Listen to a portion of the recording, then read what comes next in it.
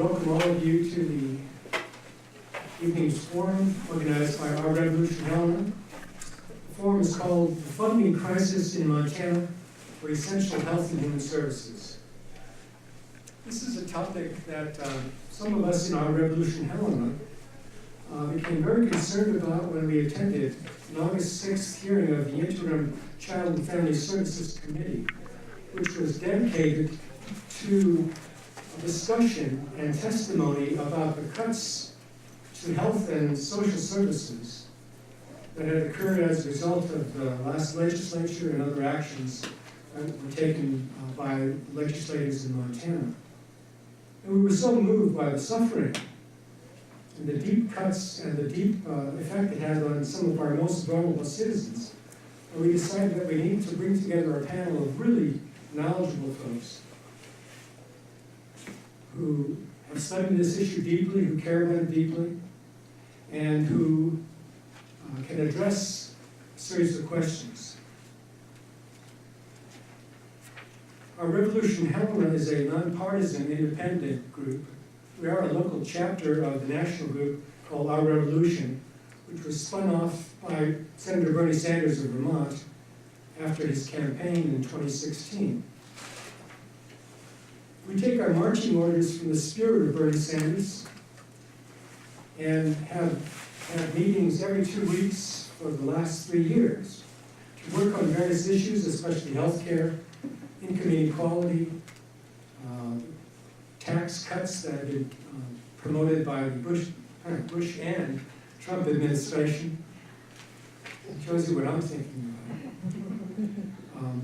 And our topic this evening is in line with those concerns, because we are concerned not only about the ever-increasing income inequality in our country, which has so many effects for the most vulnerable people in our society, but we're looking towards a society in which healthcare, housing, and food security is available to all.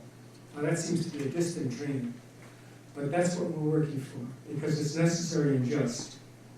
So tonight we're going to have 6 speakers who will address various aspects of the funding crisis in Montana for health and human services and social services. Just briefly, the 6 are Senator Mary Cafaro, Sheila Hogan, Director of the Montana Department of Health and Human Services, Representative Marianne Dunwell, Mark Anderlich of the Montana Public Health and Social Services Coalition, Ella Smith of Montana Women Vote, and John Modell, who is former Montana Commissioner of Political Practices. All of these folks have been asked to address various aspects of the history and dimensions of this funding crisis and what solutions there might be. I want to also announce that we did invite some of the people who are opposing the various positions that have been taken by our panelists, people who have been very visible in public and in opposing Initiative I-185 and similar kinds of issues. And they declined to participate. They were offered a chance and apparently believed that probably all of the flyers and infinite number of television ads that they're putting out there against I-185 is all they need to say. It's unfortunate that they were not willing to participate in this open forum, because our commitment is to nonviolent forum.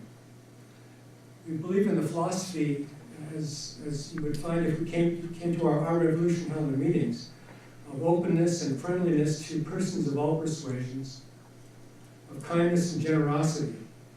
And unfortunately, spokesmen who were getting the money from Big Tobacco apparently didn't trust us enough to come into a setting where they would have to answer questions and not just put out flyers and do TV ads.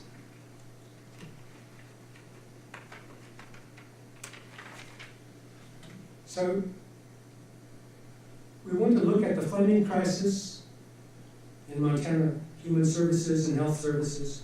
We want to look at the upcoming 2019 Helena legislative session to see what kinds of economic and social justice things related to health and human services need to be addressed. We want to know what kinds of cuts occurred and what kinds of cuts have been restored as a result of some of the action of the legislature and of the recommendations of the Interim Committee on Children and Families. And we especially also want to end up with all these in the context of some of the hot issues, including the Healthy Montana I-185 initiative and related healthcare issues that are being discussed every day in the news and in the newspapers. So I want to tell you just a little bit more about each of our panelists. Senator Mary Kafara will be our first speaker. She's a single mother of 4 adult children, Margaret, Allie, Joseph, and Kenji Swain, and grandson, Eamon Gray. She's a foster grandma to Anthony, Brianna, and Cecilia. She's been in public service for many years, 14 years in the legislature, currently a state senator and representative-elect, with a focus on human services and both budget and policy in that area and agriculture. She was and is the chair of the Children, Families, Health and Human Services Interim Committee, which held that meeting back in August 6th, which had dozens and dozens of people testifying for hours about the devastating cuts that occurred because of action by the legislature. Mary Kafaro is a grassroots organizer and advocate at the ARC Montana, whose mission is to support the human and civil rights of people who have disabilities. Sheila Hogan will be our second speaker. She was appointed in December of 2016 by Governor Steve Bullock to be director of the Montana Department of Public Health and Human Services. She has been a champion for the thousands of Montanans that this agency serves through her work in public service for over 30 years. Prior to her recent appointment at DPHHS, she served as director of the state's Department of Administration for 4 years, with a focus of strategic healthcare initiatives, customer service, and attempting to streamline government process to better serve Montana communities. Our third speaker will be Representative Mary Ann Dunwell. Mary Ann Dunwell is serving her second two-year term in the Montana State Legislature and is running unopposed for her third term. She represents the capital city of Helena and nearby East Helena as well. Her priorities include mental health and suicide prevention, public health and environmental protection, economic justice and income inequality. And Mary Ann Dunwell has worked with others to pass youth and community suicide prevention legislation. During the 2017 legislative session, Mary Ann Dunwell co-chaired the House Legislative Administrative Committee, and she sat on the House Taxation, Local Government, and Human Services Committee. Our fourth speaker will be Mark Anderlich. Mark is from Missoula and has been an organizer for over 40 years. The last 17 years as an organizer in Montana's labor movement. It was in this capacity, in which he was organizing mental health workers in Missoula, that he comes to the issues of this forum on the cuts for human and health services, especially case management and mental health counseling cuts. So he is now an organizer for the Montana Public Health and Social Services Coalition, a group that includes employers, direct caregivers, and their clients, to urge the Montana Legislature to provide sufficient and sustainable funding for DPHHS programs and to make that spending more effective and accountable. Our fifth speaker will be Ella Smith. Ella was born right here in Helena, Montana, moved away to study jazz performance and composition at the University of North Texas. And then we're happy to say she moved back to Helena to work as an organizer and singer. But she worked as an organizer with the Democratic Party and with the Northern Plains Resource Council. Since then, she has worked on numerous political campaigns before joining Montana Women Vote as their program director. In her free time, Ella plays piano and sings as often as she can. She's one of the most beautiful singers I've ever heard. If you haven't heard her, go to see her. and she loves to hike through Montana's beautiful public lands. Our sixth and final speaker, before you get a chance to ask questions, is Jonathan Modell. He's a longtime Helena attorney and progressive issue activist. John authored 9 citizen initiatives, including the first tobacco tax and Initiative 166 in 2012, which was the initiative stating that corporations are not people for political purposes. They do not have the rights of people. That was passed by 70% of the Montana electorate. John served as Montana's Commissioner of Political Practices from 2013 through 2017. And if you've seen Kimberly Reed's film Dark Money, you will have seen Jonathan Modell in a featured role. So that's a great lineup of speakers. Unfortunately, I can't introduce the other 2 speakers because they'd be fun. But we're going to start with Mary Cafaro as our first speaker. Thank you, Mary.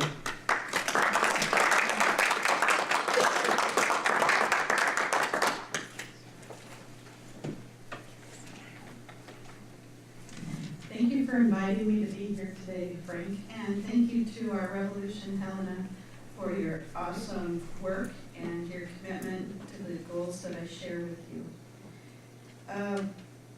What I have talked about first is how did we get here? So in 2017 we had horrible budget cuts, but that didn't start in 2017.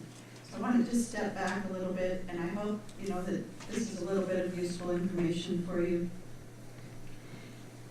We have a pie, and we need to cut up that pie so that we can fund our priorities and so that our budget fits our values. And the values, like what is mentioned in your goals, healthcare, education, housing, food security. But what's happened in Montana is that pie keeps shrinking. And what I mean by that is, I'll give you a few examples, but there's numerous examples of tax cuts that have happened over the decades, so that our pie has shrunk so much that we get to 2017, and there's just not enough money to go around to meet the need, period. So coal tax, for example, I looked at the history of the coal tax, and I'm not saying that I support coal or don't support coal, that's not the discussion, but straight up just looking at coal tax, four different times tax has been reduced. Then the 5th time they carved out some types of coal. So it started out above 25%, now it's down to 5%, and in some cases, by the time you take out the exemptions, it's even lower. That's one piece of the pie. The other piece of the pie that I want to talk about that's super important, and it hasn't been that long ago. In 2003, we had a huge budget deficit, predicted 2, and we had a bill that passed that had tax increases and tax cuts all in the same bill. The difference is that the tax cuts had a delayed effective date.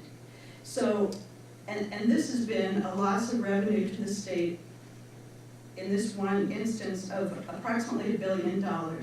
So the income tax rate used to be very progressive in Montana. There were a number of different income brackets.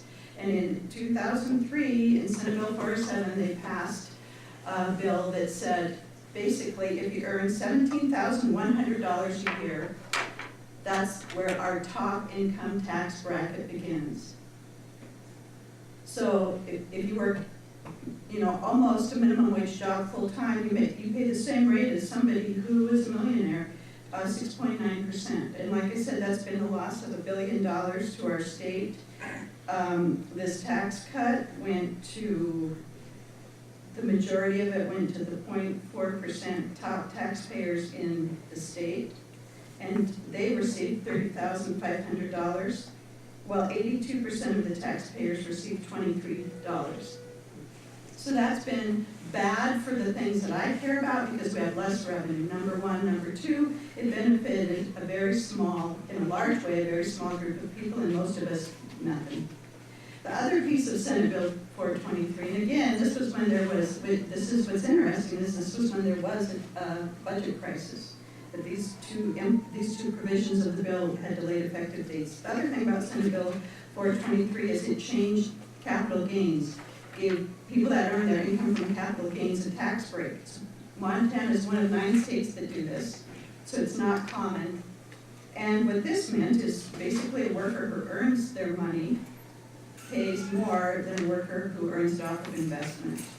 And the majority of that tax cut went to the 4,500 wealthiest households in Montana, and cost about $30 million in 2013, and 85% of Montana taxpayers did not benefit.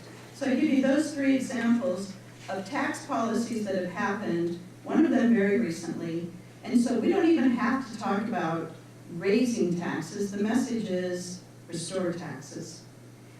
And I just want you to know that 2017 didn't happen in a vacuum. It's been a long time coming. Some other quick reasons why I think we had such a disaster in 2017 is two parts of your goals are restoring the voice to the people and reclaiming democracy. Well, much of the discussion was shut down. And so in the special session in 2017, we had House Bill 2 in front of the Budget Committee, House and Senate Budget Committee, and I'm on the Senate Budget Committee. So there's about 40 legislators. Okay. You're good. I'm sorry. That's okay. We're going to give the warnings at 5 minutes, 6 minutes, and 7 minutes. Oh, okay, so I have a little bit more than 15 You've got a seconds. couple more minutes. Okay. Sorry. So, Montana's a big open government state in transparency, and in our hearing on the budget bill in the special session, the chair of the committee, Nancy Ballance, a Republican from Valley County, opened it up for public comment. Now, the rules are if you are going to give public comment, it has to be pertinent to the bill. That's the rule. And the budget is the budget, right? It's the budget. And so Heather O'Loughlin from Center on Budget, Montana Center on Budget and Policy stood up to testify on behalf of or against the cuts to Human Services. And she was shut down. And the chair of the committee said, we are not talking about Human Services. We're not talking about Human Services. We've already taken that off the table. We've already agreed to those cuts. And who is they? I have no idea. But it wasn't me. And so she shut down the discussion on Human Services. And if you can't go in front of the Budget Committee and explain to people why this is important beyond something, a document that looks like this, nothing but numbers and lines, then legislators make decisions with a lack of information. And I objected to that. But here's where I accept responsibility. I should have made it a formal objection and sent that issue to the Rules Committee so that the public understands how important it is that you engage in your own democracy and don't take this kind of treatment. Last, what I'll say on Medicaid expansion is, I'll skip it, and if you have questions, you can ask me, because I'm out of time, and I want to be respectful of time.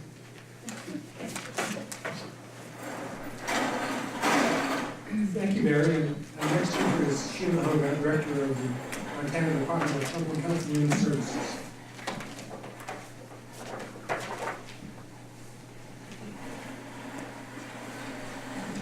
Kind of jammed up here with all this space. Again, Sheila Hogan, Director of the Department of Public Health and Human Services. I worked in this agency almost 30 years ago. And I was on the second floor and I would look out and see the director's parking spots. And one day I drove by the building on a Saturday and I pulled into the director's parking spot to see what it would feel like. And I knew that I would be parking in that spot legitimately one day. Well, I'm parking in that spot legitimately. I worked in the field for 20 years before I went to the Department of Administration at the governor's request. But I have to say that the last 2 years have been the most difficult years of my professional life. It's been difficult on all of you. It's been difficult on the people that you care about, the people that need services in Montana.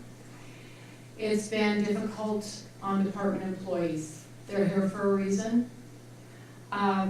It's been a difficult year. And how did we get here? I can't go back and speak to 2003, but I can speak. I have the budget director's presentation from a session that we did, And so I will quickly go over it, and if you have questions, I'll do my best, but again, I'm not the budget director. I'm very, know a lot about the department's budget, but the state overall budget, I might be a little, there may be some holes. So to begin with, revenues in year 1 could not support expenditures in years 2 and 3. When I got to the department, I knew it would be a tough year, a tough 2 years, tough session. So when I got here, I immediately instituted a hiring freeze and instituted a travel ban, because I knew what we were going to, I had a sense, spider sense of what we were getting into. Then there were conversion of the 2 problems. There was insufficient cash flow to cover expenses, and there was an insufficient cash balance to cure cash flow problems. And the 3rd problem is we had the most expensive fire season in history. I did know at one point, I want to say it was about 83 million, and of course that's an estimate. We all, which you probably know as well as I do, there is a requirement based on how far out you are from the session that you have a certain budget amount in the general fund. And that starting point is 227 million, and we did not have that. So the governor called a special session. There were a number of things that got us to where we're at. So, and Mary had mentioned that, Senator Cafaro had mentioned, some of it are federal tax policy changes. And people could do better in one year than the other. My husband and I were fortunate enough to be able to prepay from 1 year in the year that had better regulations. So that impacts all of us going forward. So revenue growth, the medium term will be impacted by people doing what I had talked about. And then there's an increase in federal expenditures. And in the long term, we have our income tax. I'm from Butte. Our income tax system is based on the income tax system that we had in the 50s. Where we're reliant on economic sectors that are no longer in existence or are very much diminished. So the governor called the special session, and Mary talked a little bit about the cuts in the special session. And now we're in a rebuild phase. We did receive $30 million that we can add back into the budget. And there are 3 directives that I've been given by the governor. We are to implement an improved targeted case management system for mental health services by November 1st of 2018. We are to conduct a listening session on DPHHS funding, and we did that. And the $30 million that we've added to the budget, they will be included in the base going forward, which is really good news. So that's what I have, and look forward to talking a little bit later.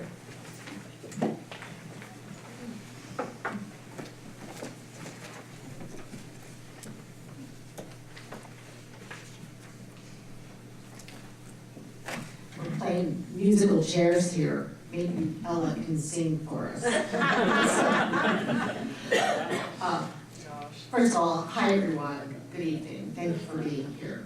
And thank you, Frank, and our Revolution, Helena, for the opportunity to speak about the importance about our state budget, our public revenues that fund essential services for Montanans. So my assignment was to speak to, okay, we know where we've come from to get us into this problem, this budget crisis, and this public health crisis that resulted from the funding cuts. So what do we need to know as a citizenry to prepare for upcoming events, the upcoming election, the upcoming legislative session,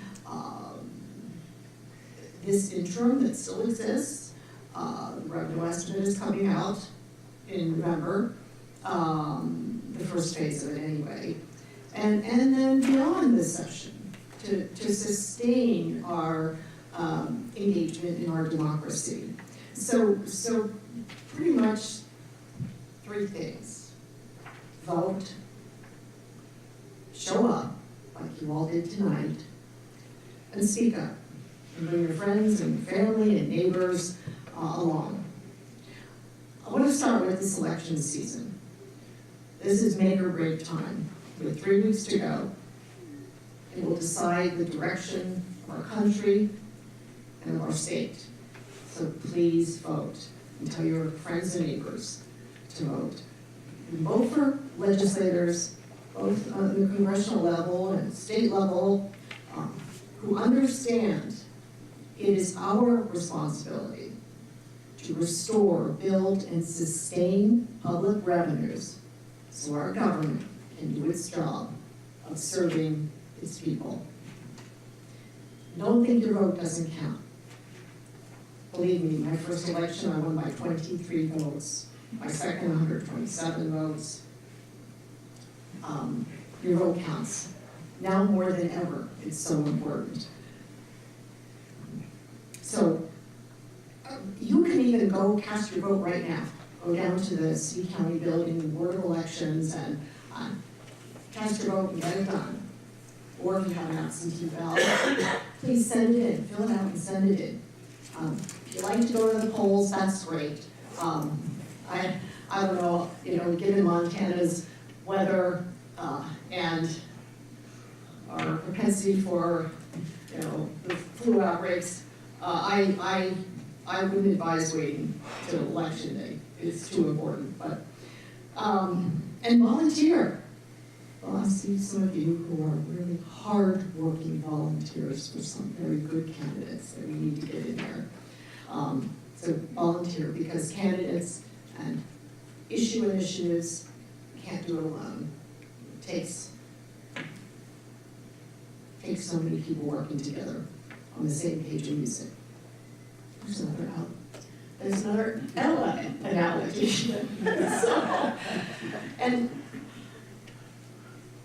So then, come the session, come January, make your voices heard. Go to the Capitol during the session, call your legislators, talk to them about ideas, join the hundreds of other Montanans speaking out, support the people and the families who lost services and are trying to rebuild their lives. Frankly, some haven't made it. And testify at the Human Services Committee, but also testify at the taxation committees. I sit on the House Taxation Committee. It's part of my responsibility to identify public revenues, close some of those loopholes, undo some of those outdated, improve some of those outdated, update some of those outdated, antiquated pieces of our tax system, those unfair pieces of our tax system that frankly benefit tourists, corporations, super wealthy, and Senator Cafaro gave you some good examples of throughout the last decade, and it's still happening. One that gets me is we give a tax break to underground coal mining companies for when they bring their coal up from the ground to wash the rocks off of it before they pay to ship it to market. Well, they're going to do that anyway. They're not going to pay to ship heavy rocks. We give them a tax break. We give oil and gas, big oil and gas companies, an 18-month tax holiday. I can bet you none of you get 18 months without having to pay your taxes if you happen to just move into Montana. So make your voices heard and go to the Taxation Committee. Because those are where the public revenues are generated or cut that our friends and neighbors and family and depend on oftentimes for their livelihoods and their very lives. get on a list of advocacy organizations. The advocacy organizations will send you notices whenever important legislative hearings are coming up and ask you to show up, testify, and tell your stories. And in addition to the human services programs that need your testimony, testify for the programs that are the social determinants of health, too. The living wage, raising the minimum wage, the affordable housing, public transportation, good public education, starting with preschool. It's going to take all of us, and it's going to take a comprehensive approach to turn this state around, to turn this country around. We can get out of our state budget crisis. We just need the political will to do it. And we need you to elect the right people who understand that it's the job of the legislature to make sure we have enough money for our people. Not for the multinational out-of-state corporations and the big boys, but you and me, real Montanans. And let's see, I sure have a bunch more to say, but I think that Sheila and Senator Cafaro before me spoke to the fact that, but there was one thing I want to say. When we talked about the wildfires, that, really put a crimp into our budget. But that's not the real reason I sat on house tax when we came up with the revenue estimate. I'm a Democrat. There were 11 Republicans, 7 Democrats. The Republicans made up a revenue estimate. They overestimated the revenue picture. They said we had $100 million more than we had. Pulled it out of thin air. And we all voted no. You can't do this. This is irresponsible. Frankly, I thought it was criminal. And what's worse, I mean, they did that so they could avoid Senator Cafaro's very good bill, which would increase the tax on tobacco in order to fund essential human services.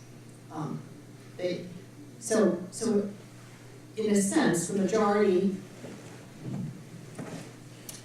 deceived the public by falsifying the revenue estimate. And then, what's worse, they turned around and blamed the governor for having, under statute, under state law, having to make the budget cuts in order to balance the budget. As Sheila mentioned, we have to have a balanced budget. I mean, it's the law. So now you'll hear some of them out there campaigning. Governor Bullock made these budget cuts. No. Know the real story. Know the truth. That's why we need you to be there as democracy's witness, because we're losing our democracy. So I'm going to stop right now before I say something I regret. Thank you.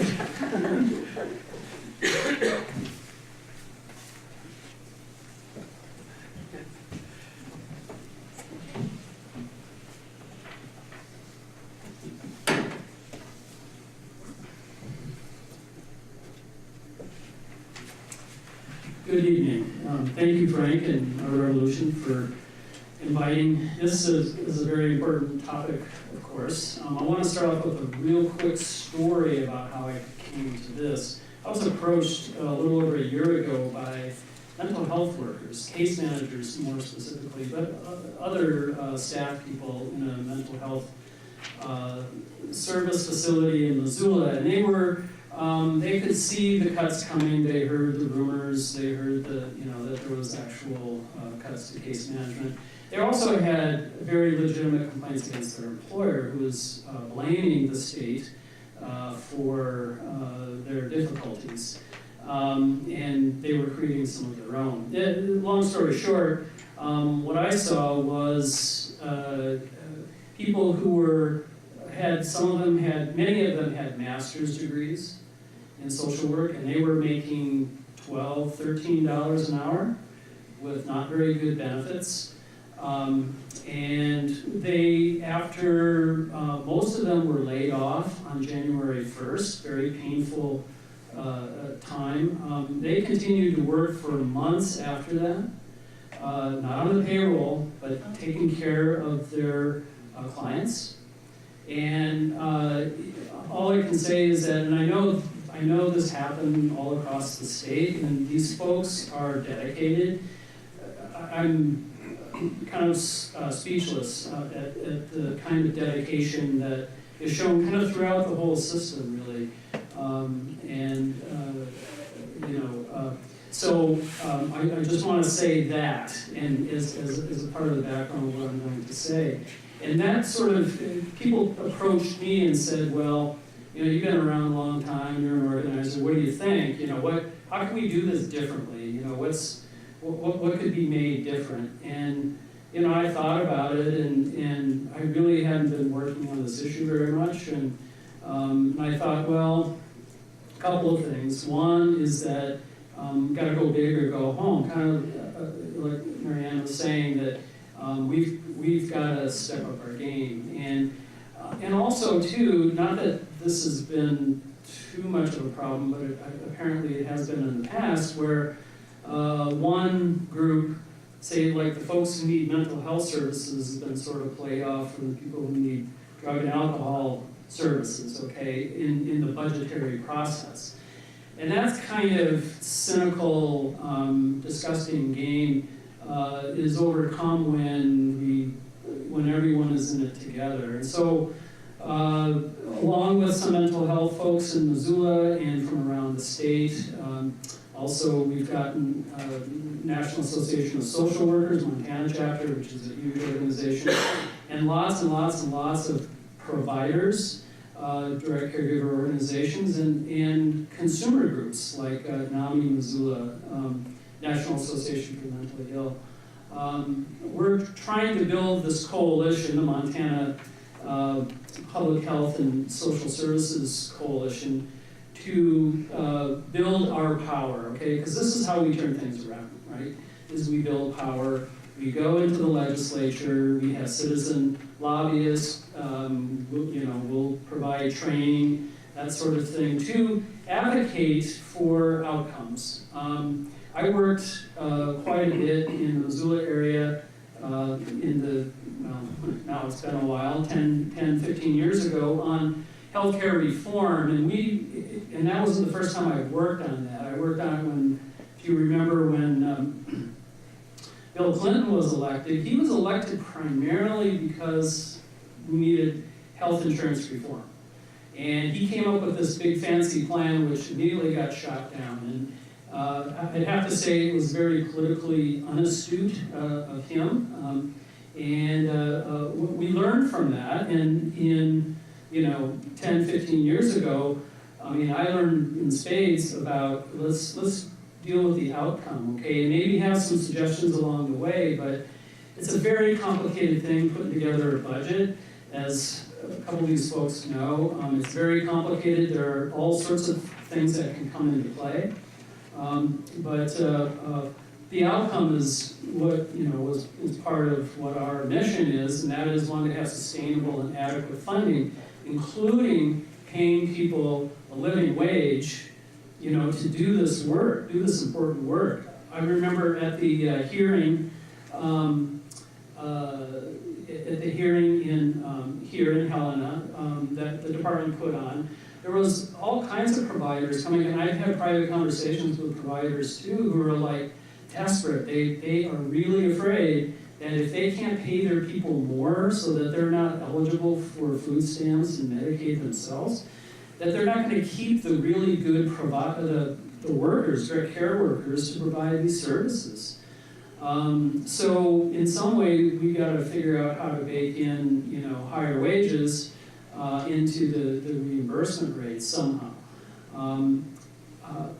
Long story short, again, this next week we're going to actually be meeting with Nancy Balance in Hamilton, which should be interesting, and maybe a few other Republican legislators from Hamilton. We're going to be constructive with them. But we're not gonna let them get off the hook. We're gonna say, why, what is your plan for funding this? There are certain things, as has been described already, there are certain things we need to pay for. There's different ways to get there. What is your plan, Representative Balance? Okay, no longer can we tolerate. Well, yeah, it's so sorry that we have people who are suffering, but we have to figure out a solution to this. And no new taxes, I don't think is a solution. But what we are also about is saying, and there's no criticism of DPHHS, but there's ways of helping to make DPHHS more effective and more efficient. And I think on the other side of the aisle, that's something that I talk to Republican legislators, and they're fine with that. So maybe there's a way we can, with the incredible need that is needed right now to solve this budget problem, that we can come together and figure out some kind of thing, and then back that up with having the power of organizing, okay? Because in the end, it's the outcome that matters. Thank you.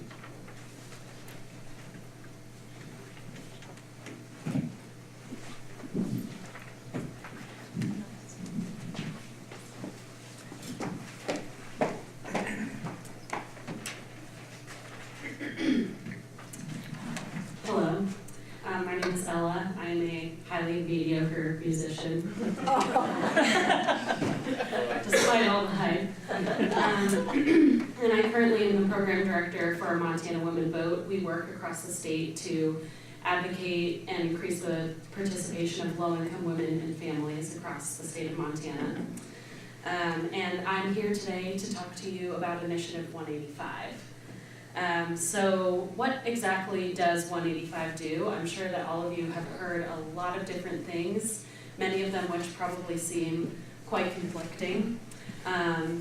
So what I-185 does is it increases the state tobacco tax. It taxes e-cigarettes and electronic smoking devices for the first time in the state, and it puts that revenue towards essential health services, including funding our current Medicaid program, including diverting money to Veterans Health Services, including programs that help people who live with disabilities and people who need the extra assistance to remain in their homes. And it also funds programs that help people quit smoking and programs that prevent young people from starting to smoke. So who is supporting Initiative 185? Montana Women Vote, who I work for, supports this initiative, as well as Montana Human Rights Network, Planned Parenthood Advocates of Montana, the American Cancer Society Cancer Action Network, the American Heart Association, American Lung Association, Montana Hospital Association, the Montana Medical Association, AARP Montana, and various other groups as well. We are all working together to raise money, support this initiative, and then my particular area of expertise, I will always consider myself to be an organizer no matter what my job title. And so I like to live in the world of knocking doors, making phone calls, organizing people to talk to each other and talk to our neighbors about this initiative and about funding healthcare, which is so vital for so many of us. So just a tiny bit of further background. In 2015, we passed the HELP Act. A lot of organizations came together to pass this, which we knew at the time that there were about 200,000 Montanans who fell in this strange gap in between being eligible for Medicaid and being eligible for various programs that help you afford health insurance if you don't receive it through your job.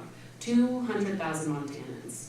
So we passed this initiative that would allow all of those people within that gap to apply for Medicaid. Since then, almost 100,000 Montanans have gained access to Medicaid in the state. And we believe that by election day, it will be over 100,000, which is, when you're talking about a state with a population of just over 1 million, quite quite a lot of people. And so that bill was passed with a sunset date in 2019. So one of the things that Frank and I discussed about me talking about is what are the merits of the claim being asserted that the governor has restored these cuts and Initiative 185 is unnecessary. That is frankly not true.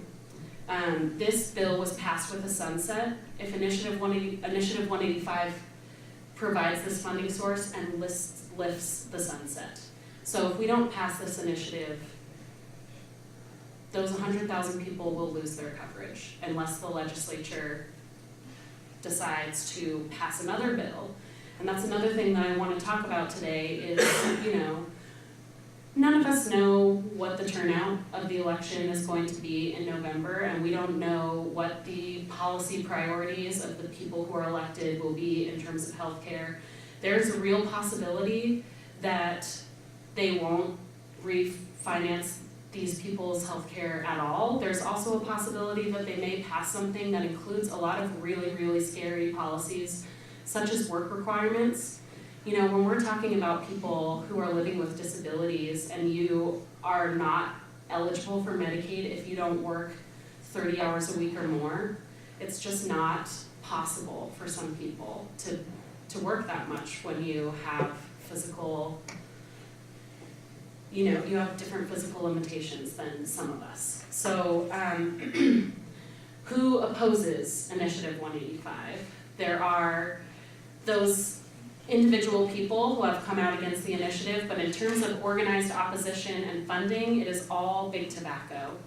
And I think that we all know that big tobacco has a rich, rich history in this country of lying to the American people and targeting children, targeting communities of color, and targeting low-income people to set up future profits. One of the things that I've learned through working for this initiative is that 30% of teenagers in Montana are using electronic cigarettes and electronic smoking devices, 30%.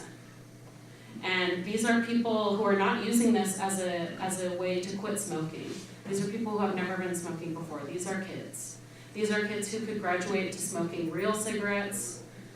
It's become a major, major problem in the state.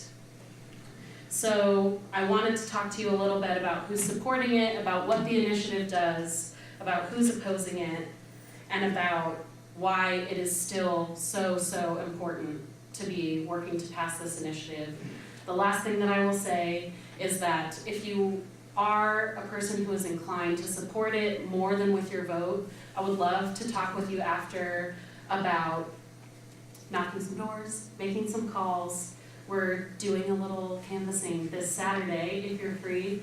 And we would also love, even if you would just like to help folks get out to vote, please talk to me after. So I hope it's okay I added that on. And I'm sure we'll talk more. Thank you.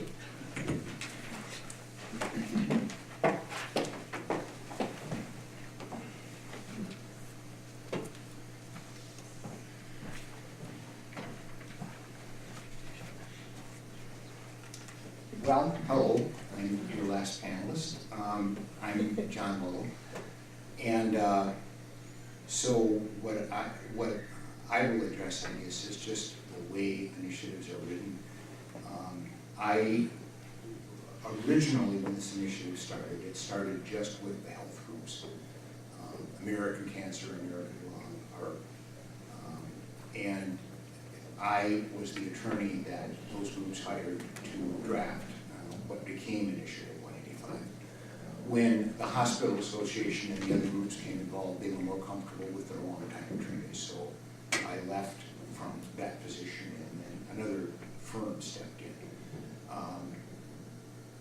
But the final language is almost word for word what we had drafted when it passed through the health group. So I can speak to two issues that I think you've all seen. You've probably seen the flyer from the University of Montana law professor, Ms. Drews, who said that it was poorly drafted. It is not poorly drafted. It is elegantly drafted. It is elegantly drafted in this way. The advantage that you have with initiative drafting is also a disadvantage in some ways, but it's an advantage. In the legislative process, there's compromise. And you end up with a very messy process, and you end up often with language that isn't the best language, it isn't the best constitutional language, it isn't even the best written language, but it is a language that satisfies a majority of the lawmakers. In initiatives, you don't do that. You write something that finds its way around thorny constitutional issues and satisfies the needs of a lot of programs. So the two elements that have to be done right with the tobacco tax, because I wrote the first tobacco tax, I drafted that one, and now this one. How do you do something which allocates money to a variety of programs but doesn't appropriate? Well, you create a special revenue account and you designate a percent of the funds generated by tobacco tax into the special revenue account, earmarked for veterans benefits, for Medicaid use, whatever whatever you intend that an appropriation be made for. But in a separate sentence in this bill and in the earlier one, it says subject to legislative appropriation. Because of that, for 6 sessions, the Montana Legislature has appropriated using those special revenue accounts, and they've appropriated consistent with the designated uses. But that money would never be spent without the appropriation. That is a pretty elegant way to comply with the Constitution but still accomplish what a majority of the voters want. The second way it's elegant is this. This particular initiative does something unusual. It repeals a date that Medicaid expansion will expire. But it does it effective after the legislature meets, the 2019 legislature meets. Now, the reason it is after, and again this is elegant, is because that means the legislature is going to meet before that repeal takes effect. The legislature in meeting, as Mary Ann said, will address all of these issues with tobacco tax. Once the legislature addresses these issues and works on tobacco tax, then that repeal date is of no significance anymore, because it is the legislature's bill, it is not the initiative's bill, and therefore you do not get an appropriation by repealing the date. And that will happen. I mean, it's not possible, if this thing passes, that the legislature will not work on it and will not deal with that date, and therefore that issue will be removed. So that's a way of saying you write something specific for the purpose. And then that addresses the second one, constitutionality, which we do have a former judge and now a sitting senator who has stated it's unconstitutional, but it's not for the reasons I just gave you. And people can disagree. So there can be opinions of all of these things. But I will say this, that former tobacco tax has gone through 6 legislative cycles. It's done it successfully. It's the same format. There's no reason this one can't either. And for those reasons, it's a good bill.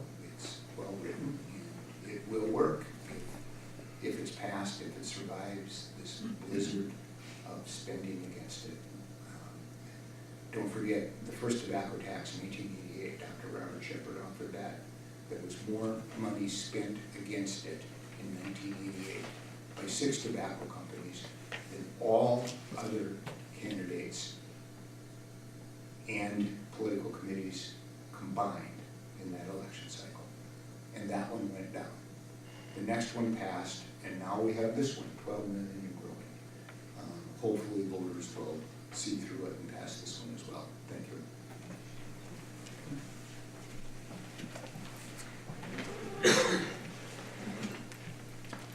Well, I want to thank all of the panelists for challenging us to think carefully and deeply about the questions that they've addressed. And I know that members of our community here got additional questions they want to ask of the panel. I have a couple myself that I want to have panelists address further. But I want to give everyone in the audience a chance to ask any questions they want. I'll bring the microphone to you so everyone can hear what your question is. I know sometimes if you listen to C-SPAN and other groups like that, you know what the answer is, but you don't know what the question is. So I'll bring the microphone to you so we can all hear the question as well. Not everybody probably will get a chance to ask a question, but the rule would be that you'll get one question, and if everybody else who has a question to ask gets a chance to ask their question, then we'll come back to you. It seems like a fair way to make sure that no one who has a question to ask will be shunted off to the side because of some tricky little thing. I'm sure that Jonathan Moman can explain how there's an elegant way to handle this. And I would trust him. But, so let me open it for questions now. And questions can also come from our panelists to ask each other questions as well. So who would like to ask a question of our panelists and of the community here?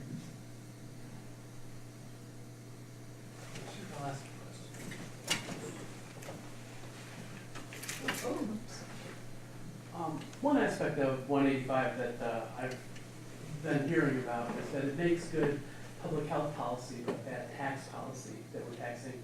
We're actually applying a regressive tax because we do know that tobacco does tend to be used more in a lower income. It's marketed in that direction. In that aspect of it, I mean, I agree with it, but that's, what have you guys addressed in the initiative to kind of go after that type of process? I mean, to correct that, because it's really, so, I don't know who to ask that to. Probably Jonathan probably knows more about that. There's a microphone right there, John. Ellen wants to talk too, so I'll talk briefly and then give it to her. So here's the way I see it. Tobacco is a drug, and it's an insidious drug, and it costs, I think you've all seen the data, it costs each of us in Montana about $800 to deal with the consequences yearly of the effects of tobacco. And in addition, it's going to hurt those people that are smoking. Eventually, they're going to need health care. And we ought to all have health care as a matter of right. It's just amazing that we don't. But we don't. And this is a good way to promote health care in Montana. And those people that are using tobacco are paying for something that eventually they will probably need the health care. And in addition, they're paying probably a portion of the true cost of using that tobacco. Now, hopefully, it will dissuade somebody from smoking. Of course, that's social engineering.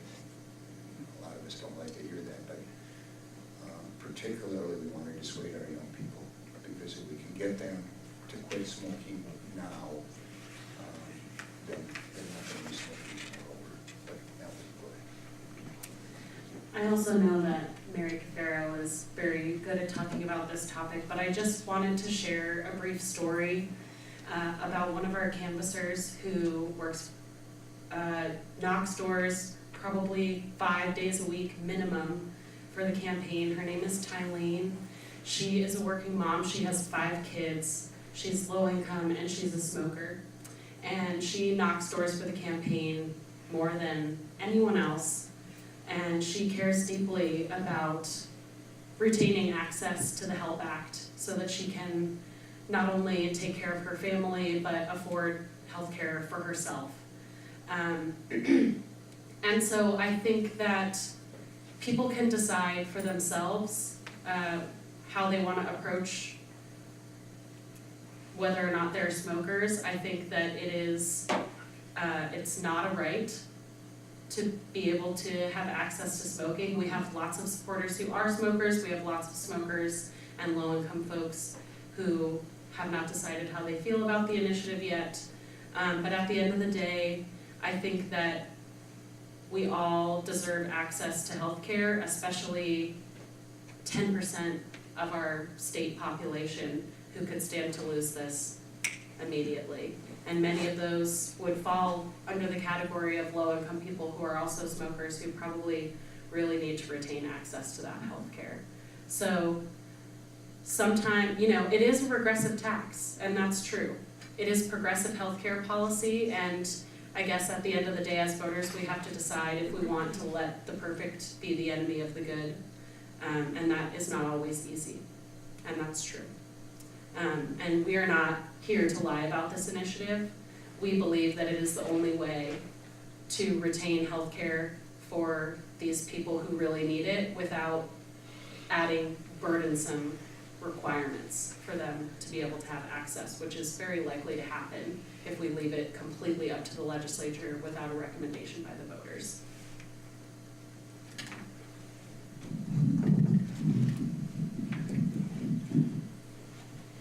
So I just wanted to point out that for the people who currently have Medicaid expansion, 72% are in deep poverty. Their incomes are below $6,000 a year. And 91% live in poverty. Their incomes are below $12,000 a year. And over half these folks are under age 34 that have Medicaid expansion.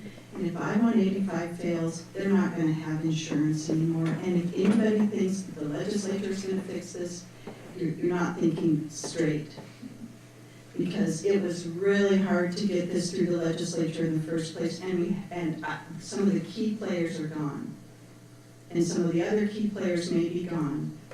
So Medicaid expansion is health care for people who absolutely need it. And I am begging you to vote for Medicaid expansion, I-185. As to the regressive nature of it, tell me a tax policy that's not. I'm just curious, what tax policy is not regressive? But most of the things that you get taxed on are essentials. You have to put gas in your car to go to work, that kind of thing, but cigarettes are not. And as for me, I'm going to side on the side of people getting access to health care. I believe it's a human right. I believe in single payer. I've always been a single payer advocate, and Medicaid expansion has taken us a good step forward.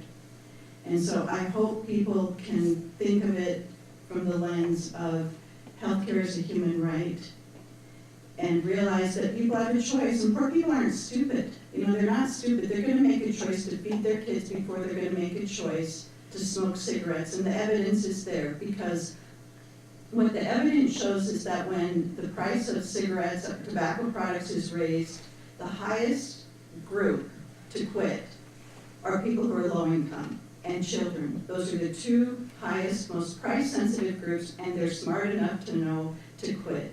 So I appreciate that people are concerned about it being regressive and harmful to people who are low income, but we don't need that kind of sympathy. We need health care. I have some more not so fun facts to share. We're already paying a tax. Montanans are left holding the bag for big tobacco's rising healthcare tab in the state. Tobacco use costs Montanans $440 million a year in healthcare costs. If that's not shockingly regressive, I don't know what is. Every Montana household now pays nearly $779 extra in taxes annually to help cover the cost of smoking.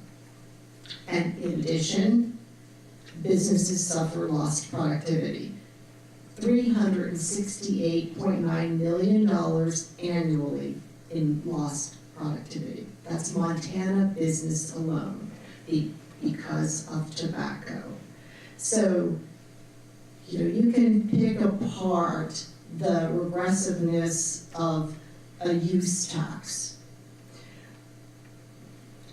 And you know, frankly, I agree with you. There's lots of opportunity to close some other loopholes that we really need to improve and improve our tax system.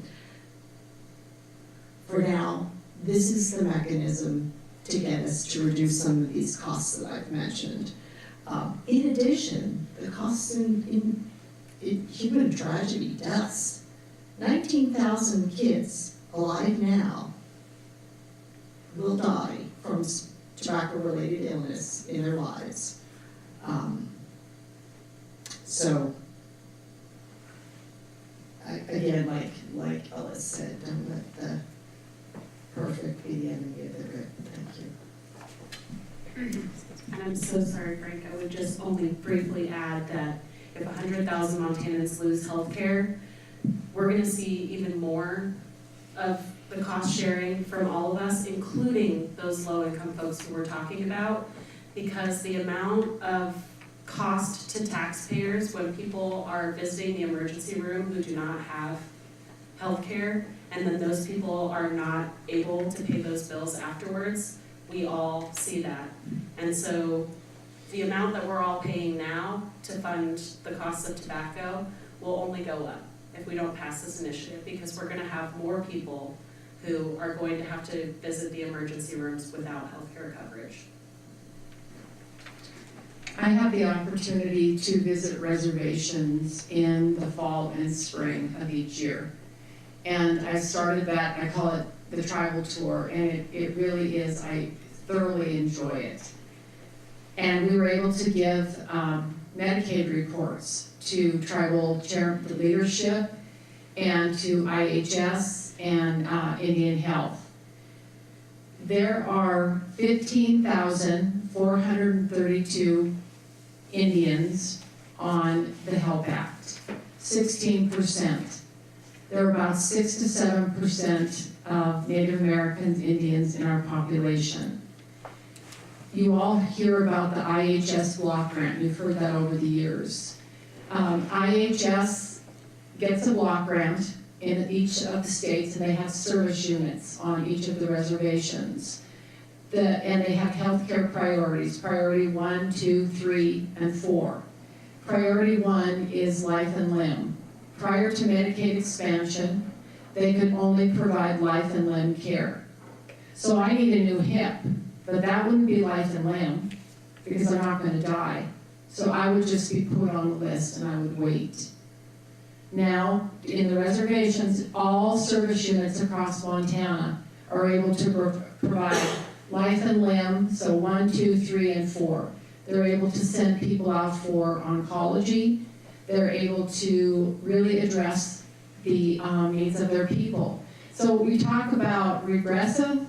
There's a 20-year disparity between whites and Native Americans.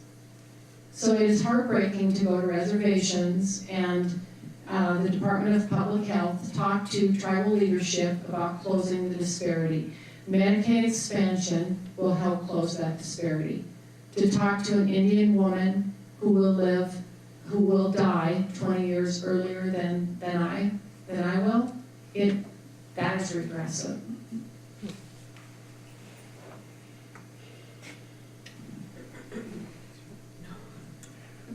Another question?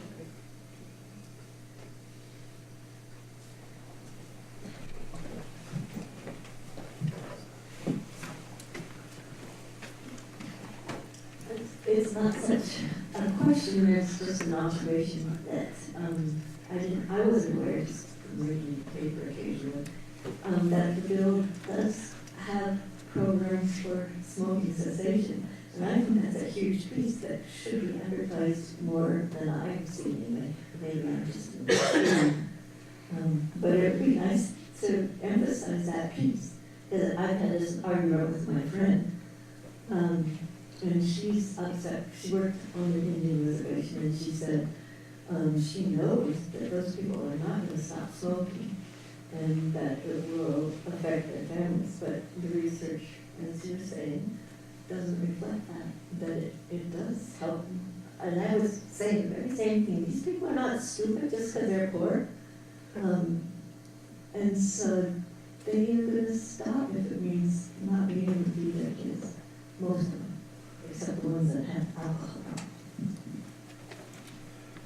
I am a political geek, and so I watch news all the time, and I did watch Representative Balance and Jesse Laslovich. I don't know if you saw them on Face the State. Representative Balance said that we spend a lot of money in this state on smoking cessation, and we have no data. Oh, yes, we do. We have all kinds of data. And again, that is moving the ball. This is Medicaid expansion, but we're gonna talk over here about something else. So I would be remiss if I didn't talk about my new friend, Mr. Anderlich, talking about the efficiency and effectiveness of the department. Don't take your eye off the ball. Don't let Republicans talk that the department is inefficient and ineffective, and then we are all scrapping for that limited piece of the pie. The department provides Medicaid for 270,000 people. Our administrative costs are under 6%. So what insurance company can provide that administration for that cost? When we brought in the TPA, we added the third-party administrator, we added 2 temporary employees and an inexpensive accounts receivable system. And there was not a hiccup. Now, we did that. Now, Blue Cross didn't do it for that amount of money. When we brought up Medicaid expansion, that was, we had 100,000 people. We didn't add employees. There were some modified employees. And there's a huge call line. And, there's delays in the call line program. But we added 100,000 people, the eligibility to those employees. I heard in the last session that our child and family services workers are immature. I was one of those people that was in the audience beating up on the department. Don't do that. Don't do that. We are all on the same team. Because again, when you do that, you take your eye off the ball.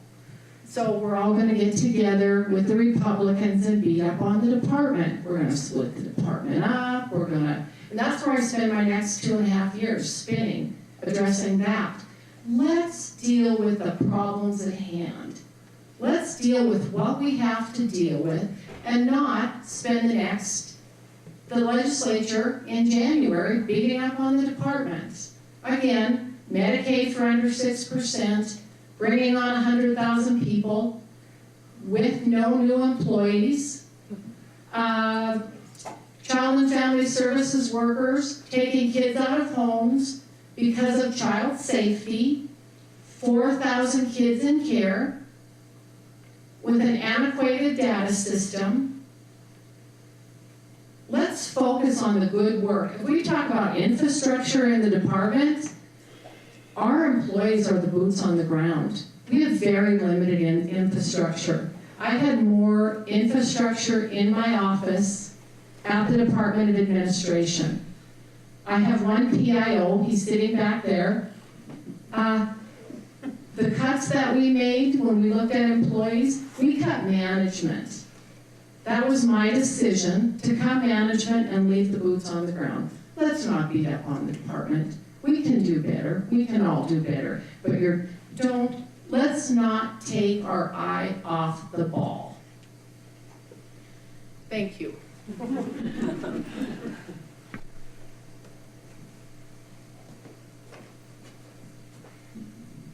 I just would like to be sure I'm right about this. It seems to me that when we talk about a regressive tax, I want to make a plug for community health centers and rural hospitals and rural emergency rooms and rural providers in our state.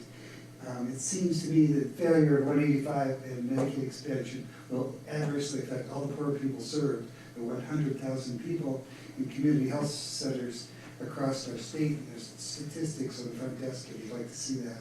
But that will directly affect the people who are the smokers in a greater proportion.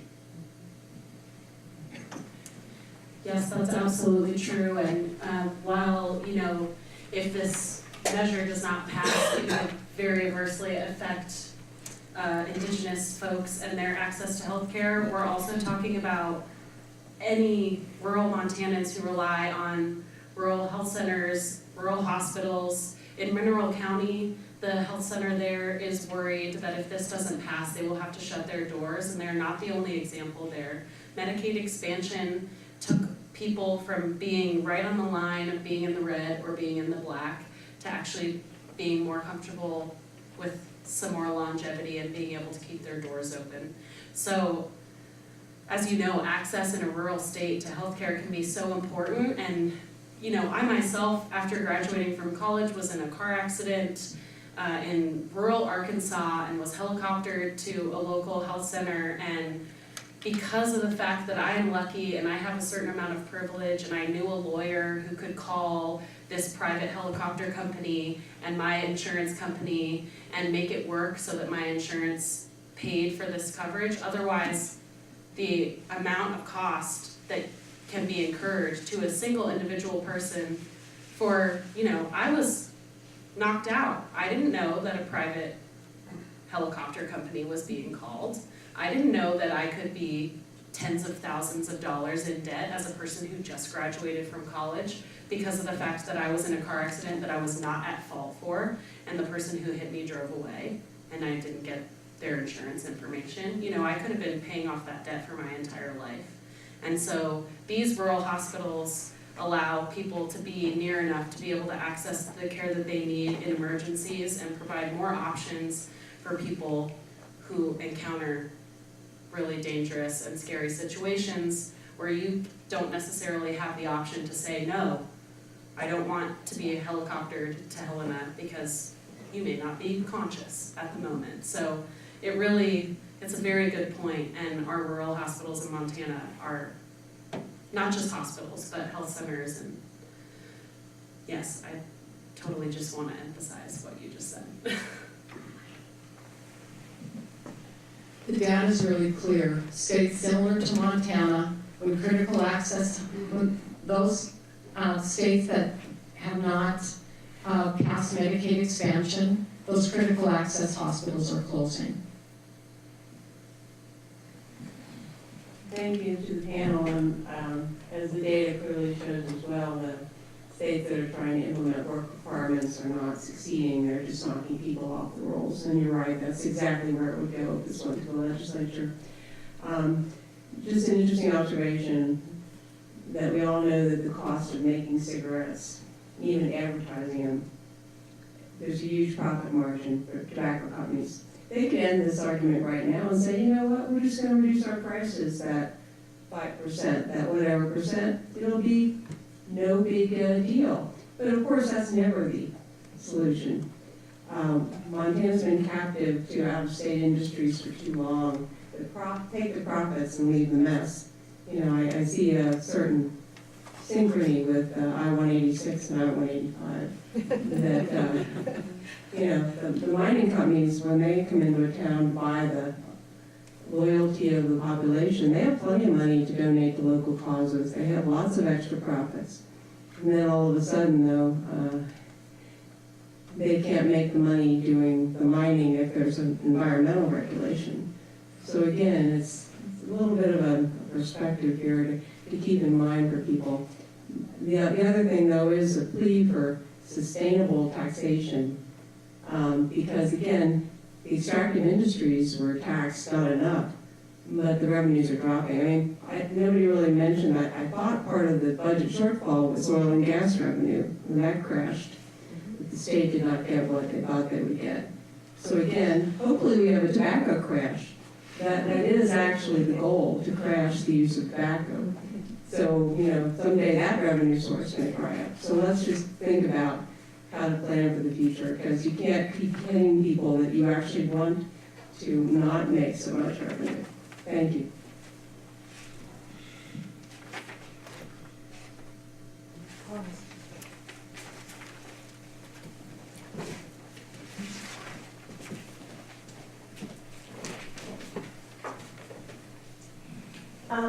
My question is more from the perspective of the tobacco companies, because I don't see where smokers are up in arms and, having a lot of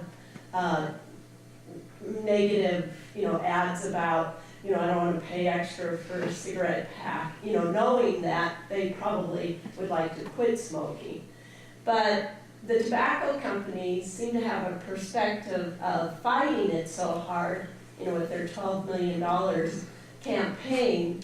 And I just was kind of wondering what your perspective is. I understand, hooking someone with an addiction that they're going to make profits off of for this person's life, this shortened life. But it seems to me, it's like they're concerned about a precedence that it would set that maybe other states would take on taxing cigarettes, and that's where their real concern is. They don't want to see this snowballing, where it would be more like Linda was mentioning, they could easily afford, lowering the price of cigarettes of what the state would be taxing. So any perspective on that? I was just going to say, big powerful corporations, they don't need a logical reason. I think you're giving them too much credit. It's all about setting the conditions for. There's no other alternative but their viewpoint, right? So that's the politics behind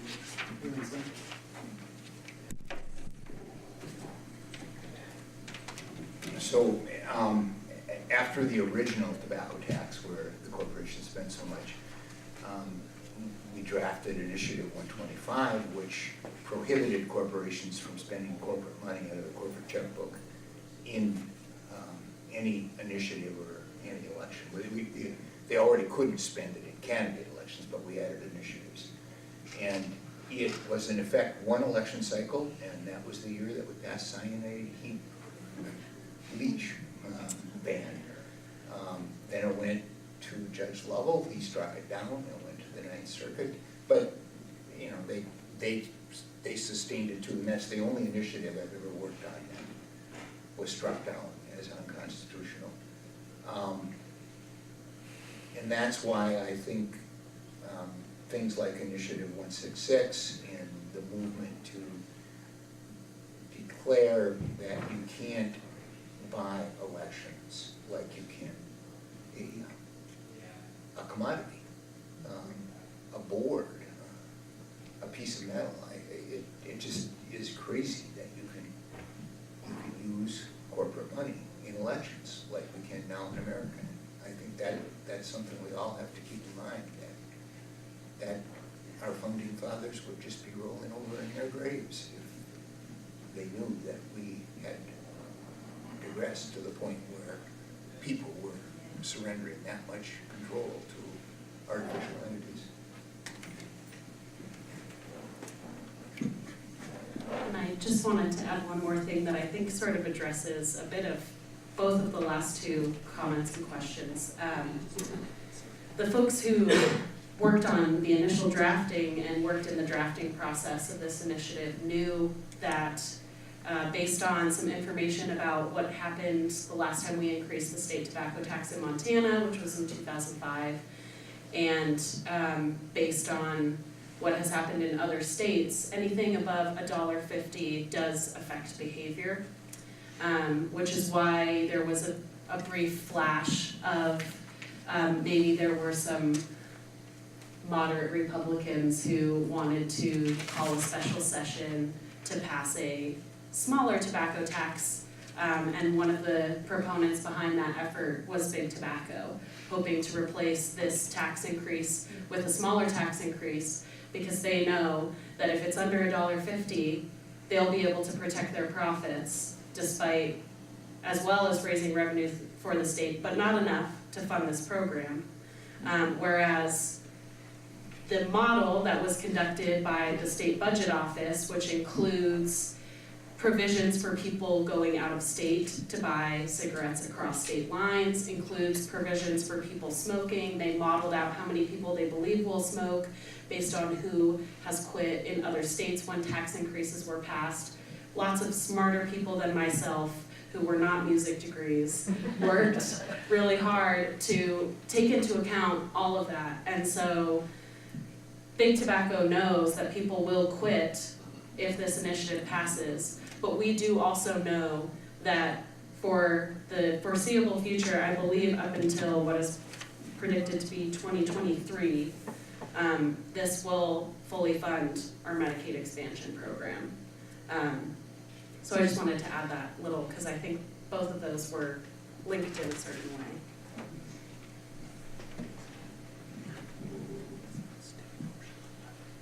We talked about healthcare for 100,000 Montanans.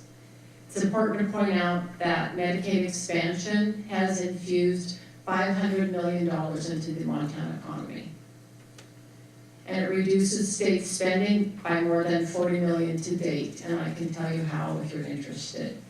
It's generated more than 5,000 jobs and more than $240 million in personal income tax. So if you're, for your friends that are not really concerned about providing health care for Montanans, if they gave me a nickel and I said, I'll give you $1, they jump all over it. And that's what's happening. And at the highest level of match, we'll give the feds 10 cents and they'll give us $1.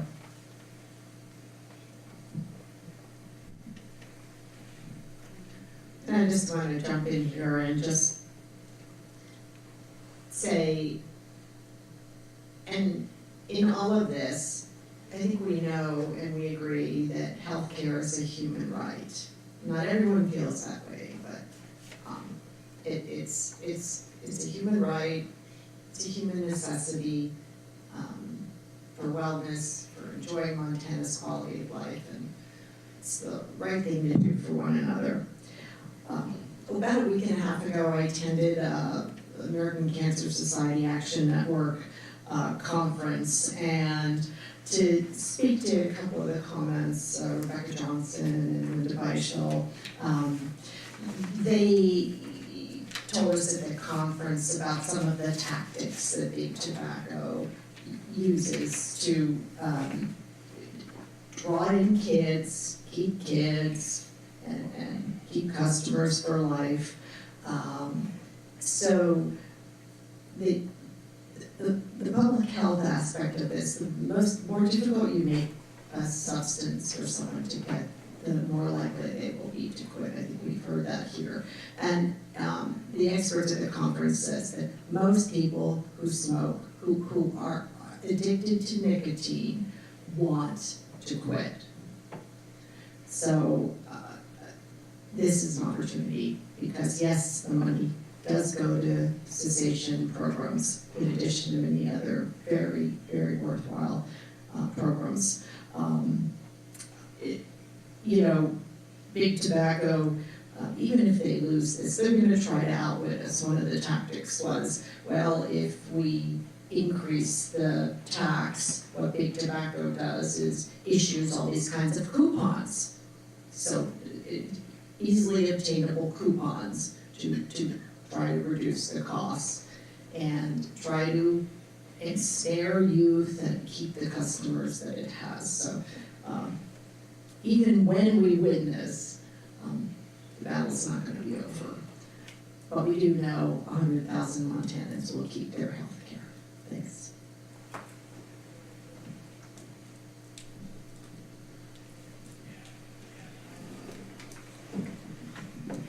Well, there may be some more questions, but I have one myself. Representative Dunwell mentioned that she believes that health care is a human right. And of course, that right is not recognized in the United States.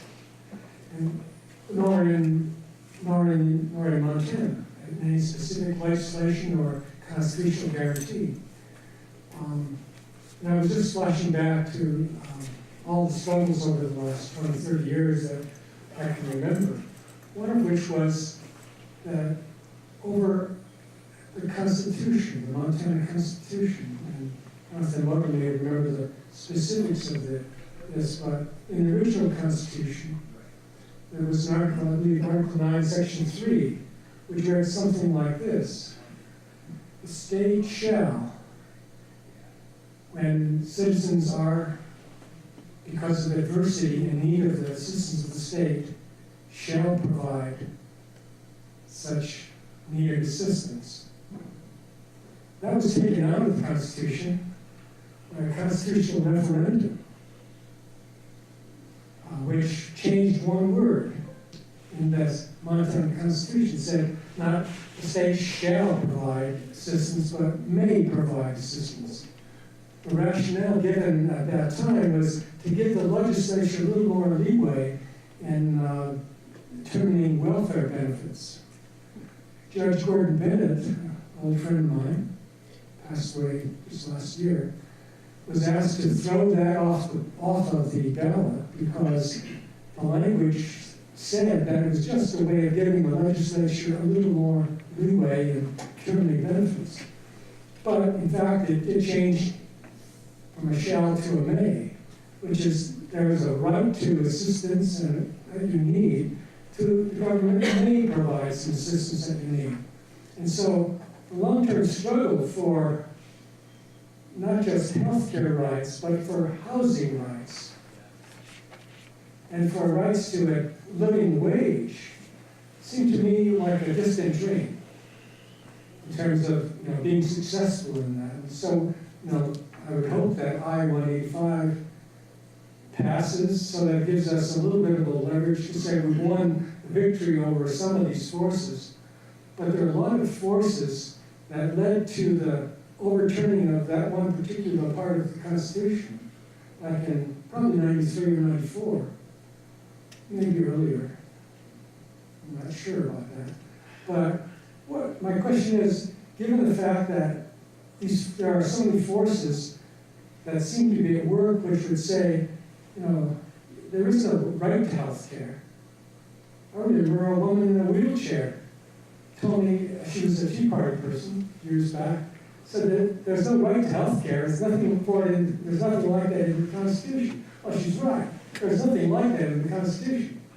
So if there is a right to health care, it's going to come about because of some kind of democratic movement to overthrow the current ideology of various people. And I'm just wondering what the panel might have as thoughts about what it would take to change not only this one particular thing, to save Medicaid expansion for 100,000 people, but to go on to establish human rights and economic justice for people so that everyone could have a living wage.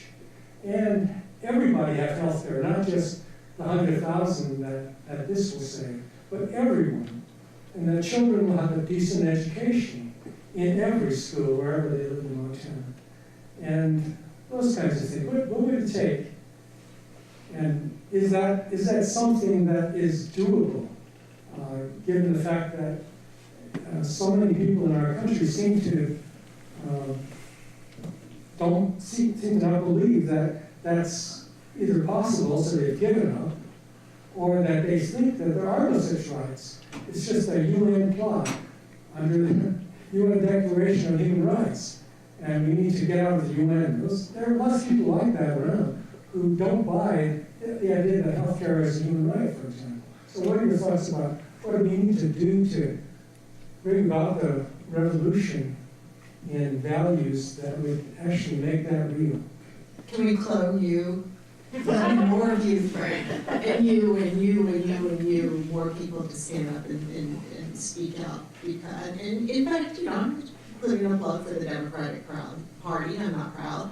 At this summer's platform convention, we got into the platform that healthcare is a human right.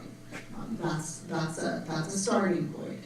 And we need to move forward from there. You just work together, and I mean, we do in our Constitution, in our preamble, have a guarantee equality of opportunity and liberty and enjoyment of our quality of life. All of that is in our Constitution's preamble.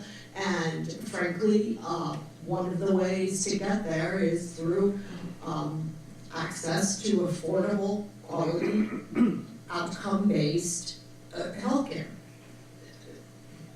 So, I mean, how many angels dance on a point of a needle? I mean, how do we need to get it back into our Constitution? I would love to.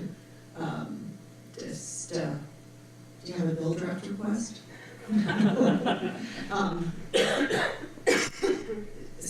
So those are my thoughts.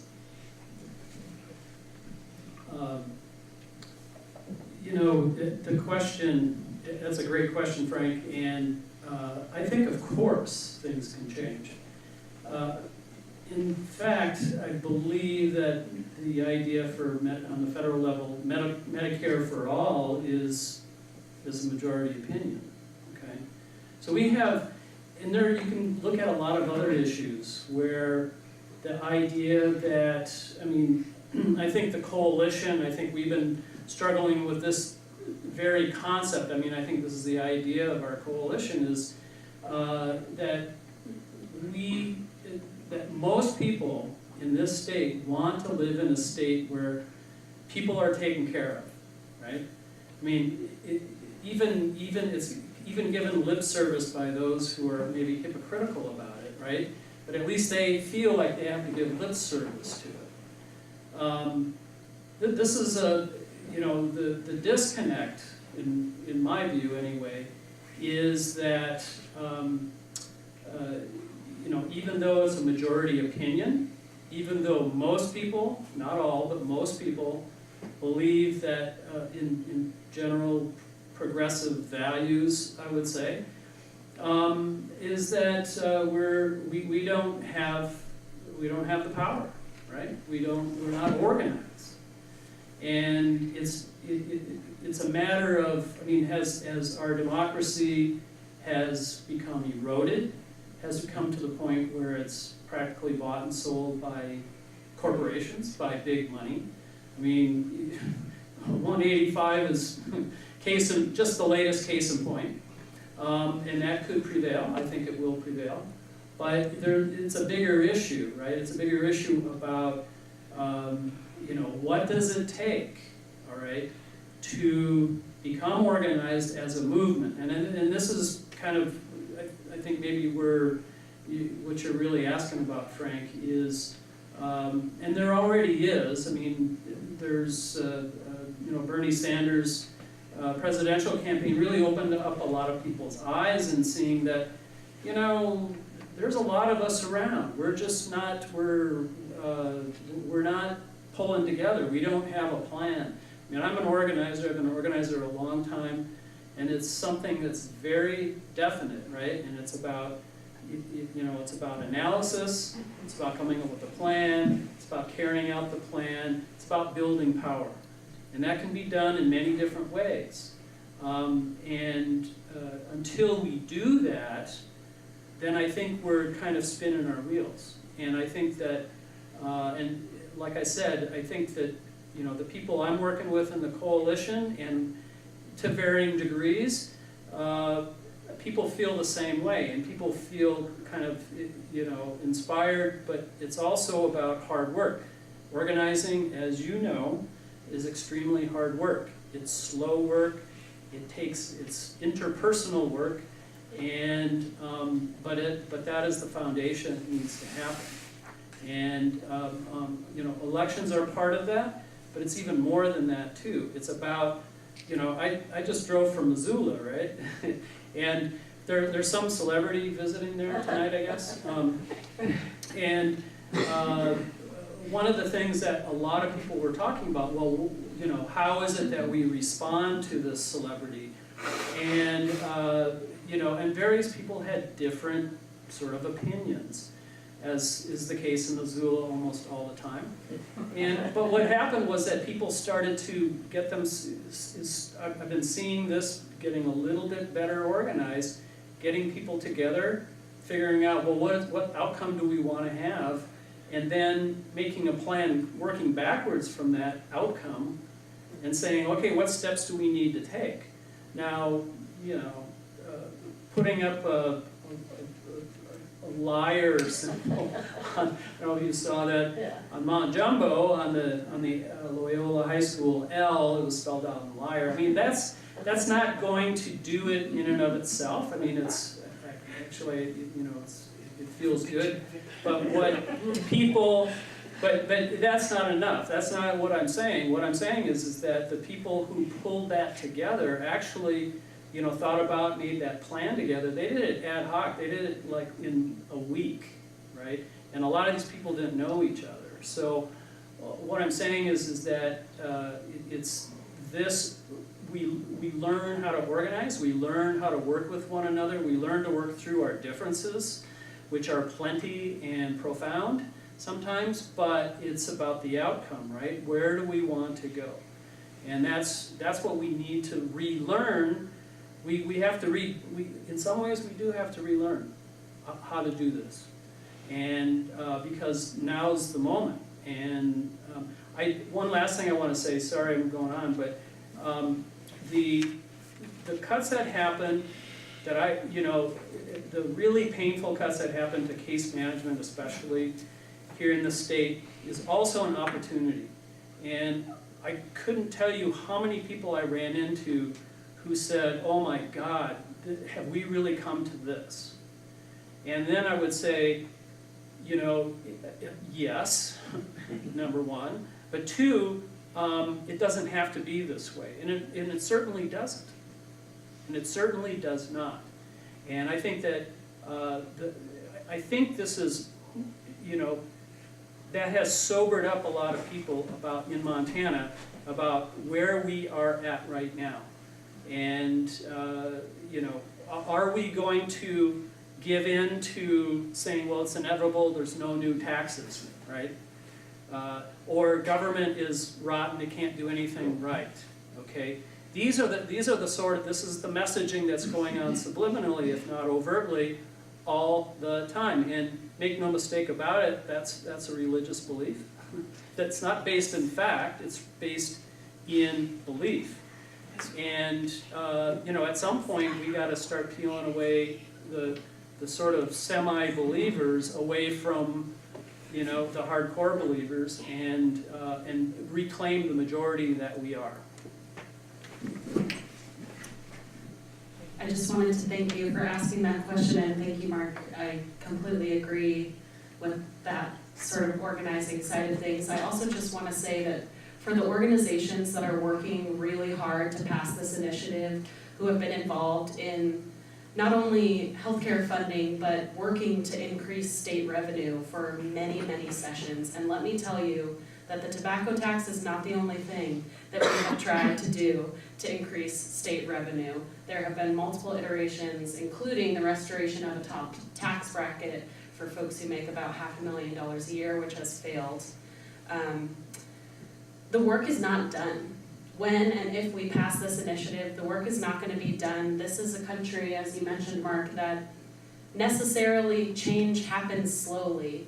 We take our time to try things, we work through gridlock, and when change does happen, it's often very slow. There are flash moments and there are movements that escalate things quickly, but we're not talking about I-185 passes and then we all go home and brush our hands off and say, thank goodness we fixed it.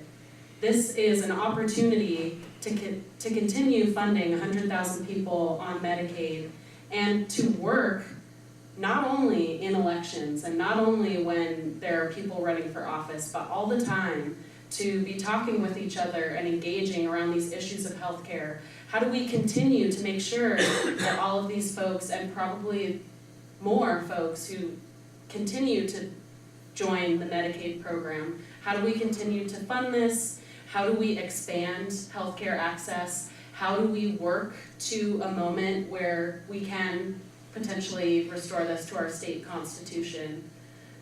It takes steps, you know? So getting involved in whatever way feels right and good to you, and staying involved, and knowing that you may have to choose one campaign at a time and move the ball a little bit forward and move the ball a little bit forward, and eventually, hopefully, if we continue to build power, we continue to work together, and we continue to talk with each other and push back and ask hard questions and allow for people like us to discuss these policies and to get involved in the policies yourself and tell your stories and encourage those who you know who have stories to tell their own stories.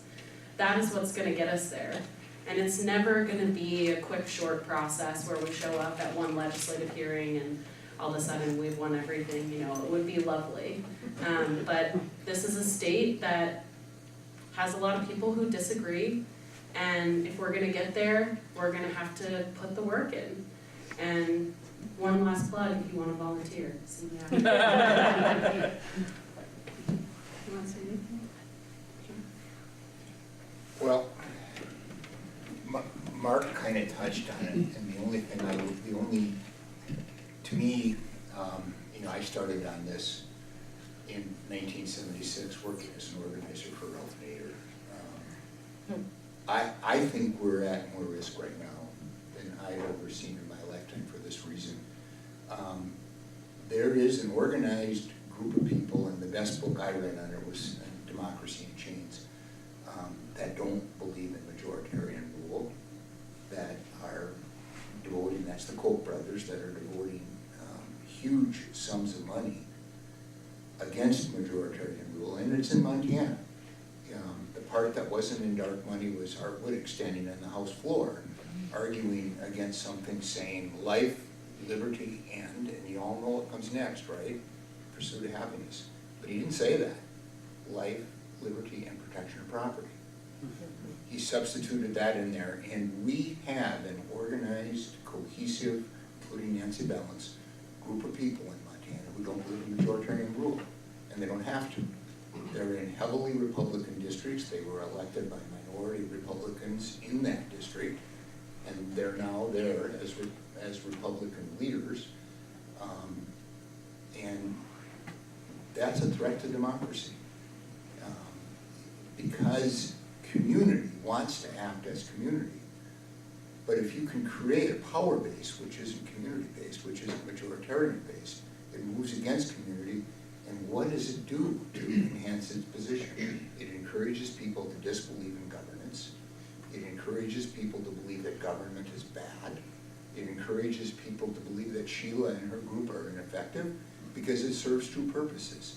It discourages people from participating in voting, drives down the number of people who are actively involved in government, which enhances the position of those that are in minority governance roles, those that are in those gerrymandered districts that create a power base that continually handles this.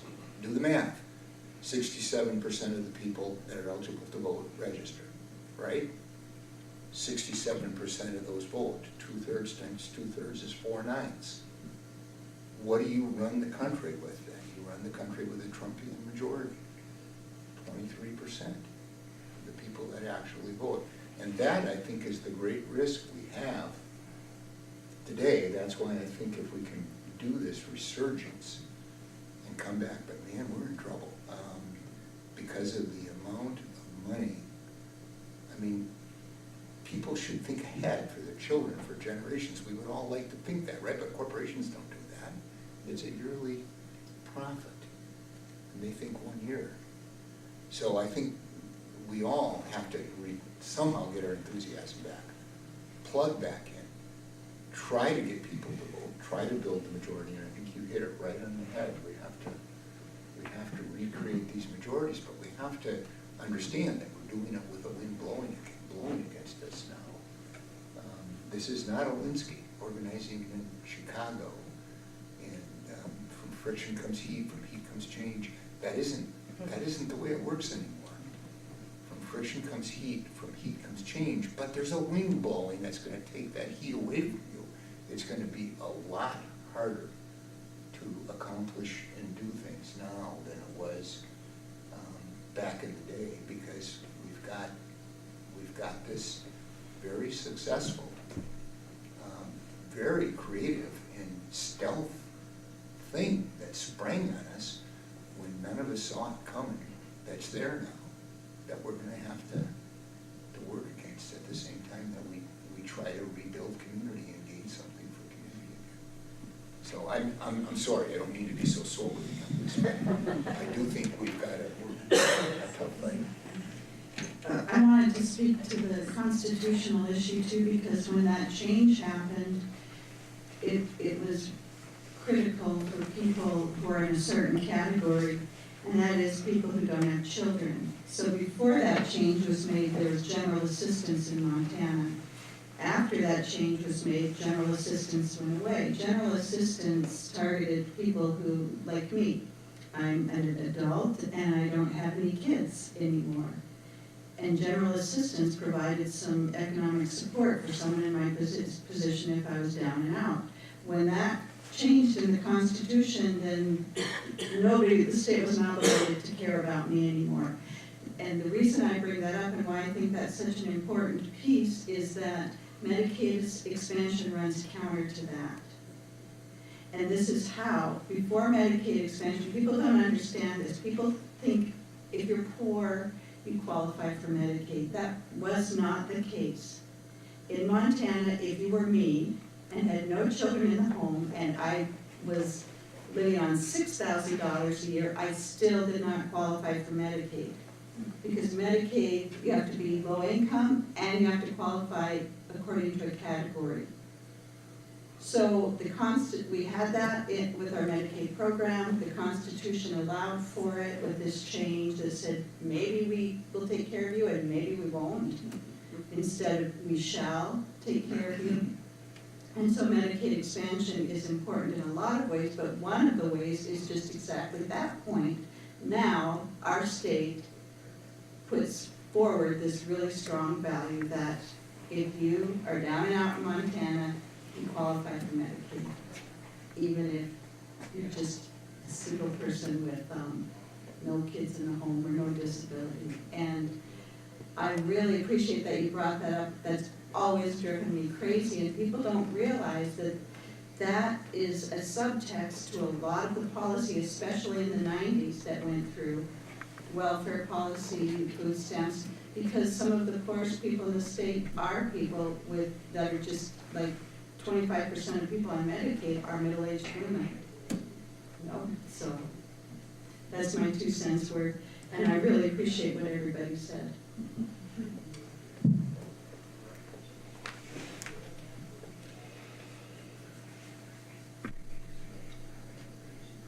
Well, it looks like we have exhausted the current questions and we can continue this dialogue. But I want to add one more thing because it's something that I flashed back to as all of our panelists were speaking just now. It was something that my mother said to me 62 years ago. She said, when we came back from a certain event where some people were carrying on as if the biggest thing was to forget about caring for the poor, for the needy, for our most vulnerable of our citizens, but to do something else besides that, carrying on against communism, because that was the biggest deal. When there was poverty in the United States, people had no food and so forth, and she said to me, we do not believe that. She as my mother's, as a leader in my family with my father, said, we do not believe that. She said, Christ is the head of this house. Do not follow the parade when the parade's going in the wrong direction. And so that parade is the same parade that Donald Trump and his crew are now leading.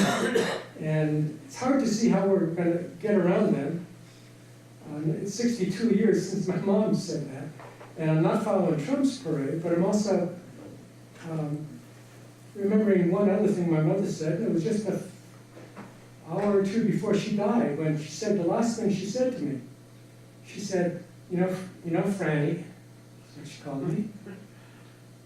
The day you were born, the doctor came down the hallway and said, what are you going to name your son? And she said, well, Francis Anthony, after my two favorite saints. And that was the last thing my mom said to me. We didn't say goodbye, and she died later that night. But I came across something just recently about St. Francis. And I've known a lot of him. I studied this guy a bit. But one saying of his, which may or may not be a true saying of his, was that he said, even if I thought the world was going to end today, I would plant an olive tree. I mean, hope is not the same thing as optimism, and determination is not the same thing as thinking that just because Trump has been having some victories with his philosophy of revenge and whatever else he decides to do with his lack of ethics. But I'm 74 years old, and I don't know if I'll live another minute, much less another 10 years, to see a lot of these changes occur. But I'm going to plant an olive tree by joining this crew and our audience and work to bring democracy to the United States, to get rid of Citizens United as a destructive element in our society, and the Supreme Court decision that gave corporations rights which they should not have. And that's about it. I'm glad I had a chance to remember my mom in the midst of all this, because she was an inspiration in my life, and a lot of people in this room are as well. So I want to thank everyone for being here tonight and for participating in this dialogue. There was an old prophet who said, I send you out like sheep among wolves. Therefore, be as wise as serpents and as gentle as doves. So, that prophet, whose name you may know, is one that I commend to you as well. Thank you all for being here tonight, and thanks for